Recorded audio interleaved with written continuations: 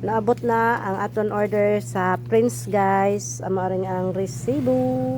So total niya kay 2956. So ini siya gain guys.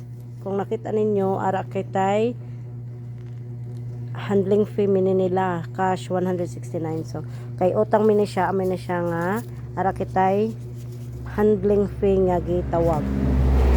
So ini siya guys kay sa Kasuki pay later ini sang Prince Bantayan. Then every month kay mag-utang gid ako permi sa ila guys.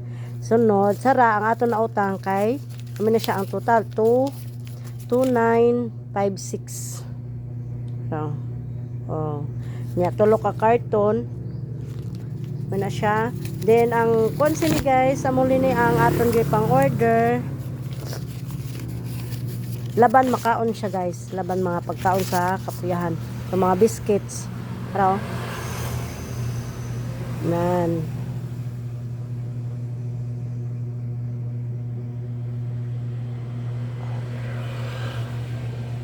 pagkaon, mga fudgy bar, biscuits o sunrocks nya patis amo din na guys ang aton gikuha sa or giutang sara.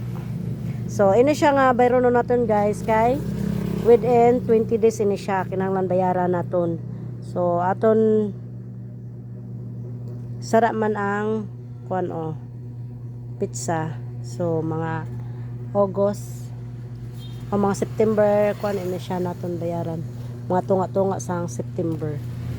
Tunga-tunga or second week. Second week minutunga basta dira mo second week.